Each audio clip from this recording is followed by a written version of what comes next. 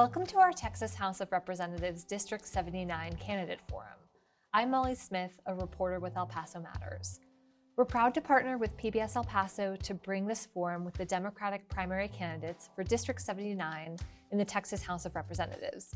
The two candidates are both incumbent members of the House. Art Fierro currently represents District 79, and Claudia Ordaz Perez represents District 76. You two are both here because of redistricting, and I wanted to start this conversation with that topic. So my first question for you, Art, is why was Claudia's current seat, District 76, eliminated during redistricting rather than yours or, say, State Representative Mary Gonzalez's seat? I think when you look at what the whole issue is, it's a numbers issue. You know, we had 800 plus thousand people in El Paso County. We need, if you get 5 reps and you might multiply them by the amount of the number that we need for the House, we needed 1 million people. Hence, you know, we had to eliminate 1 representative. We all, as a delegation, submitted maps that would keep all 5, and unfortunately, none of them were accepted. And when it came down, the committee came out with their recommendation. You know, we had suggestions as a delegation to even take my district out towards Odessa, Mary's out towards Maverick County, and again, none of them were accepted by the committee, and hence they came out with their recommendation. You know, this is a problem that's deeply rooted. You know, it started with the president, with his rhetoric on immigrants and you know, trying to manipulate the census. I think it scared a lot of people, hence we had an undercount. And then you look at the governor. The governor did the same thing. During session, we had numerous bills that would allow for funding for the census, education, to let the constituents, the people of Texas know why it's so important to get counted. And again, the governor just turned his back and moved forward. And Claudia, what's your response to that as to why your seat was the one out of the 5 that was eliminated? No, absolutely. I mean, at the end of the day, it is a numbers issue, right? But the truth be told, you know, El Paso still did grow. I mean, we didn't grow at the same level of like the suburbs of Dallas or whatever it may be, but El Paso still grew. So the plan was to retain 5 seats in El Paso, and we would just start moving further east. Now, counties east of us, they did lose in population. But at the end of the day, it's politics. Politics always comes into play with all of this. And you were reporting about, you know, the historic quorum break that took place in Texas. The 4th time in Texas's history. It's something that we don't do typically as legislators. Now, you know, the untold story is, you know, during that time, during the quorum break, there were calls from Republican colleagues of mine. I mean, they were calling a lot of us on the Democratic side, like, you need to come back. If you come back, you know, we'll ensure that your seat will be protected. Now, for me, that was very problematic. I refused to come back because we needed to ensure that when we were fighting for voting rights, what are we going to be able to bring home and deliver for our constituents back home? Why did we work this hard on voting rights and break quorum and go through all of this just to come back and just have this bill pass anyway? And so that was my response. Representative Ortega and myself, we were adamant about ensuring that we continue to fight until some negotiation, until something. But unfortunately, some Democrats voluntarily came back, made that quorum. And at the end of the day, El Paso still grew. And there were others on East Texas. They never broke quorum with us, so their seats were protected. There were some members in the delegation that came back early. Their seats were protected. And what I learned as a freshman coming into this process is everything is done by seniority at the state, right? And so Representative Ortega has more seniority than some members of the delegation. And so for her to be paired up with myself, it was just a very obvious reason as to why we were paired, we were punished, we were told, you know, beforehand, again, if you don't come back, you will not be protected when it comes to redistricting. So that's an untold story that people don't really know, but that's really just kind of behind the scenes is politics at the end of the day. Molly, can I rebuttal for just Sure. a moment? So I don't know where these phone calls came from. I didn't receive any phone calls making promises, offering this, offering that. I know my opponent likes to tout that I was the first one to return and she was the last one to return, which is also, I'm not sure where those facts or lack of facts come from. You know, you talk about the numbers. When you had Travis County and the I-35 corridor with that tremendous growth, we in El Paso, yes, we did grow. We grew 6%. I think traditionally our growth is between 8 and 10%. So even, yes, we did grow, but we didn't grow even compared to what we usually grow. And the other thing is, how can you justify Travis County getting 100 people a day moving into that county at one point and compare it to our 6% increase? So again, I don't know where these calls came from. I never received one. I never got promised anything. But I will tell you, when you talk about the quorum break, I was, from day one, I was fighting that bad election bill. I was on the election committee. I asked to be on it for that reason, to fight for voter rights. Unfortunately, you know, we were outmanned as Democrats versus Republicans, but we were still able to pass and soften that bill. Not to where it should be, not to where people's rights are defended, but absolutely there was some progress made. I know the quorum break has played a huge role in this race. It kind of overshadows this race for District 79. And I'm curious, kind of both of you, in retrospect, would you have stayed in DC for as long as you did? Would you have come back sooner? Kind of, would your decision have changed knowing what we know now? And I'll start with you, Art. Thank you. So when we left in the quorum break, we left with 3 goals. I sit on the caucus just like Representative Ordaz does. And I will tell you that we left with 3 goals. The goals were, number 1, to bring national attention to this bill. Number 2, to have break quorum for one session. The third issue was we were going to try and light a fire under the House in the Senate for them to pass H.R. 1 and H.R. 4. Had they done that, it would have solved everything. The first session ended.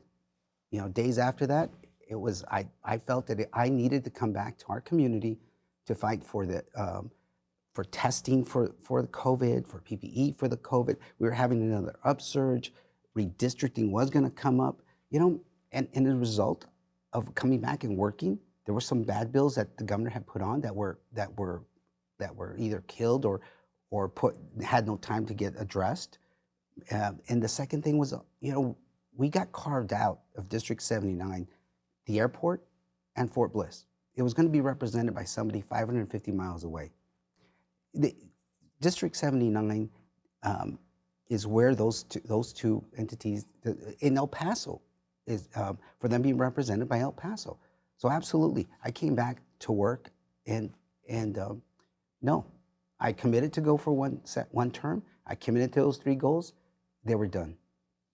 And that same kind of question for you, Claudia. Sure. Well, I disagree with Mr. Fierro's take on the quorum break. I mean, you know the state of politics right now. It is becoming increasingly polarized, whether it's moving further right, further far left, whatever it may be. I mean, this was, as Republicans tout, the most conservative session in Texas's history. So when we're talking about whether it was attacks on voting rights, attacks on women's rights, I mean, these were some internal discussions that were very difficult to have amongst the Democratic caucus on what steps we're going to take. We utilized the tools that we had in our toolbox, and that resulted in the quorum break. Now, the goal in mind was to ensure that we were going to continue to fight on voting rights. Move the needle, yes, and that's why we were at our nation's capital, to move the needle to ensure that we're going to really pressure Democrats in leadership to protect not only Texas, but other states that were passing these egregious voting suppression bills. Now, we wanted to ensure that there were some negotiation, something at the table, again, that we could bring home to our constituents, because it makes absolutely no sense just to break quorum for a month. It's like, what does that accomplish? Like, you need to ensure that when we're working on this, we had the power, we had the keys when it came to voting rights and what we were going to do. Republicans were just pleading for us to come back. Again, let's have a seat at the table then. How are we going to make this egregious bill, I guess, somewhat tolerable? But that never happened because at no knowledge of my own, I didn't know that members were voluntarily going to come back and give Republicans the quorum that they need. And when they say get back to work, I'm talking about, again, attacks on women's rights, attacks on voting rights. There were attacks on transgender youth, critical race theory, that now teachers can't teach anything about white supremacy or the works of Blacks and Hispanic leaders. I mean, these were some egregious bills that were passed that are going to have ramifications for decades to come. And so I disagree when I hear that notion, because there was a lot more that we can do if we banded together, but unfortunately that didn't happen. And so the special sessions did end where District 76 was drawn into District 77.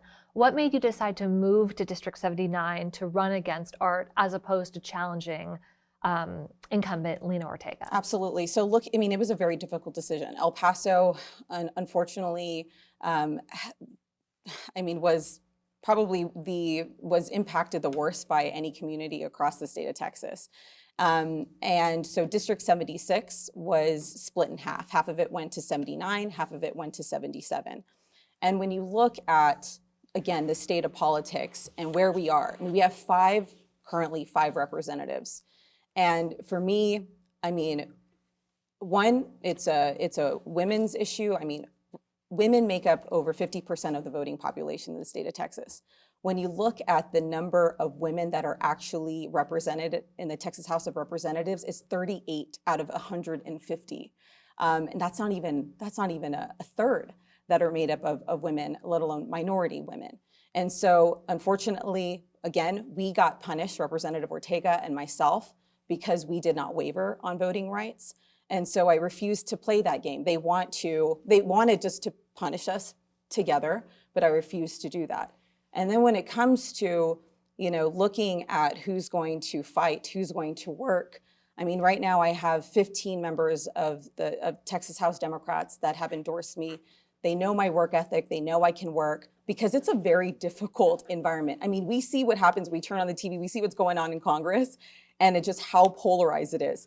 Texas takes pride in this bipartisan nature. It's not like, that's not the case anymore.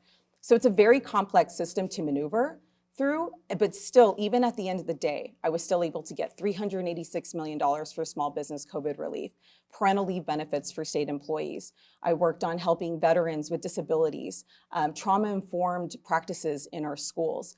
I mean, we need to ensure that we have effective leadership now that we're only going to have 4 seats at the end of the day, because we're competing with all these other communities. San Antonio, Houston, Austin, they have these larger delegations. We need to ensure that our delegation is effective at the end of the day. I do want to get your kind of response on the decision to kind of challenge you rather than challenge Representative Ortega. That's a great question. But we need to touch on first is these 15 members who Representative Perez touts and is very proud of. I too have gotten calls and checks from other members, but that's not what District 79 is about. District 79 is about local people, local elected officials who want to endorse and ensure that we have somebody in that district who's going to represent us locally, who's going to represent El Paso as a whole, who's going to be a team member and not take the delegation back to the days when it was disruptive, there was no one working together, it was all about me. And that's not that's not a way to get things done. You want to tout effectiveness? I've authored 43 bills, 12 have passed out of committee, 8 off the floor, 2 were signed into law. Our office, I have a full-time office. I have an office that's open to the public, 1790 Lee Trevino. Out of that office, we've addressed over 600 constituent inquiries, During COVID, when El Pasoans and people in District 79 needed assistance with Texas Workforce Commission because they were just being overwhelmed, our office answered 1,000 of those calls and matched them up with somebody that could help them. So when you talk about bringing people in from out of town, money being poured into from out of who knows where, that's not what my campaign's about. My campaign is about local representation, grassroots people going out to vote to make sure that they're being represented. And kind of a question for both of you guys now is, you've both kind of touted the bills that you've authored or co-authored. I am curious for viewers who maybe aren't tracking these specific bills and don't know the specific bill numbers, what specifically did you do in this past session that made the lives of El Pasoans better? I'll start with you, Art. Well, thank you. So unfortunately, we had 6 bills that were passed off the floor. Bills that were from Parkinson's awareness, that was killed on the Senate side because of, well, but it was killed on the Senate side. You want to talk about something that's going to help people. It's the Parkinson's bill. What it does, it gives you awareness. It gives you the symptoms. It gives you, you're just amazed of how many people, how many fellow El Pasoans are stricken by this disease and where to get support. You know, my telemed bill, that was unfortunately, it was torpedoed by the insurance industry. I'm going to bring it back right away during the 88th session. One of the first bills we're going to file is that bill because, excuse me, it's important that we have access to telemed, especially when it comes to mental health and mental health treatment.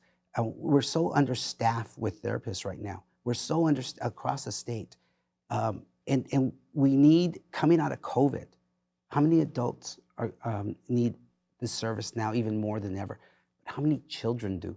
How many young people in our schools who were locked up for so long now had to go back and still have to deal with, is it safe? Is it not safe? Do we wear masks? Do we not? Are going to need that type of help. You know, I wrote a rider last session for the UMC stroke van. You talk about saving people's lives. Stroke, if you don't, it's seconds. You have to get there minutes before you get to the point where you can't make up any of the damage that's done. You know, this van is up and running. It's one of only 2 in Texas. It's got technology that only Australia has. So these are things that I'm very proud of that we can continue to work on. And then same question, kind of what specific things can El Pasoans see that you did kind of to make their lives better? Absolutely. And so, you know, when I'm touting, you know, the support that I have from my colleagues, from my Democratic colleagues, it's important because those are still votes at the end of the day. You know, they're going to support the initiatives that you're working on because at the end of the day, you know, having these relationships in the House is going to give you the ability to deliver for your community.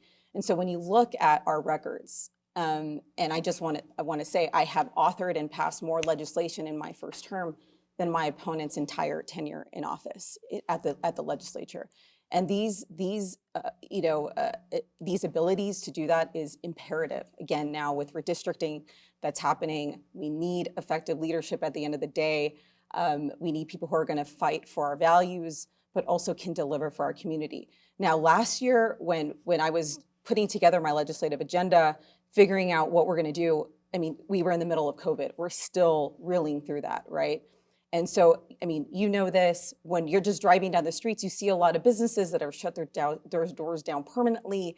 It was stated about like over 35% of businesses shut their doors down permanently due to COVID, right? So for me, I came in with this like baby bill initiative. I'm like, how can we get relief for our small businesses here in El Paso? And I mean small, like the mom and pop shops, 20 and under, sole proprietors. So worked closely with my colleagues, again, members that I have good working relationships with on the House side, the Senate side, and then the governor's office. We were able to author and pass $386 million for small business COVID relief, and that's going to be a revolving fund that's going to be housed within the Economic Development Department in the governor's office.